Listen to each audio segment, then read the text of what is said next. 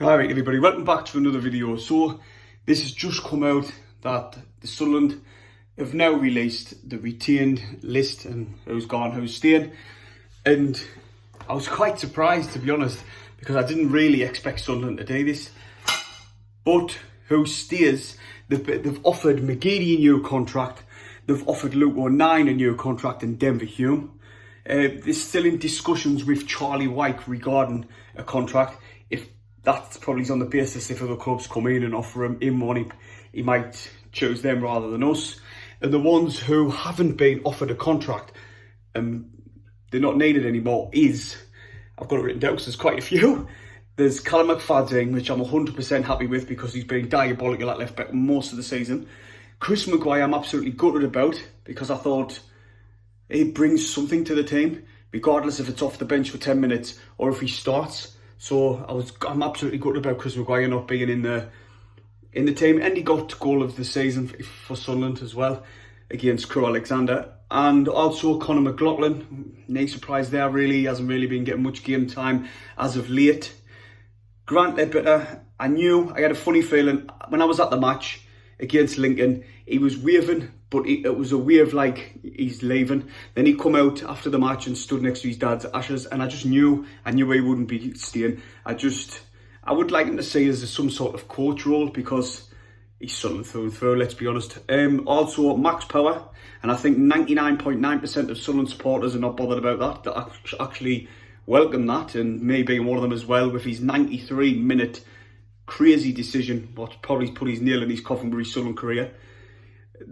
Josh Scowen, I'm very surprised with that, with Lee Johnson. Probably because he's a very high earner, but he's had a very poor season. But I thought with Lee Johnson being Scowen's good mate, really, basically, he's constantly played him all season, even when he was really poor games, never dropped him.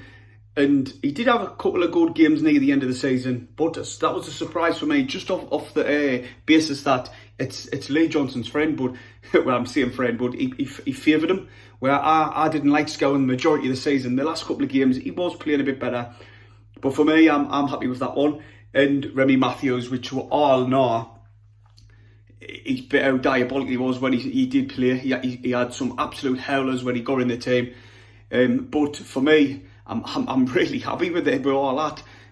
The loanees have went back to the parent clubs as well. Hopefully we can try and sign Jordan Jones and Sanderson. Oh, I'll be over the moon. Jake Vokins, obviously got that injury, and he's gone back to his parent club as well. But when he did play, he was poor as well. So for me, all in all, I am happy with it, apart from Chris Maguire. Oliver Younger's extended his contract as well, which I think next season it's going to be majority youth players. We're going to be seeing the likes of Josh Hawkes, Dan Neil, Elliot Embleton come back from Blackpool. Hopefully he can put him straight in the team. Lee Johnson did state that he was going to starting him next season, even though he would have been instrumental to us, I feel, this season, like he has been for Blackpool. Hopefully he can get Blackpool up, because I'd rather say Blackpool gone up than Lincoln, just for the way the club celebrated the goal they scored at the stadium, like what sent them through, seeing Alan Shaver-esque, pathetic.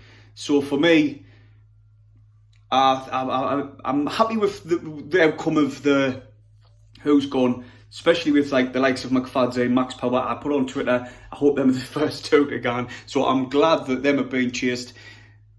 I'm gutted about Maguire, and I bet most Sunderland supporters are and all, but it's onwards and upwards. We've got to look to the future. For me, we always have to have a big clear out, and that's what's happened. You know, now we've just got to bring some key players in, but we're being linked to, I think it was Cambridge player.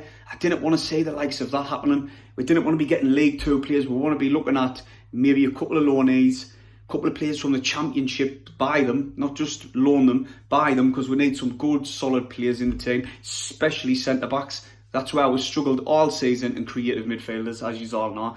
But anyway, I thought I'd quickly come on. I know I'm a bit late doing this video, but I thought I'd quickly come on and let you all know the retainer list.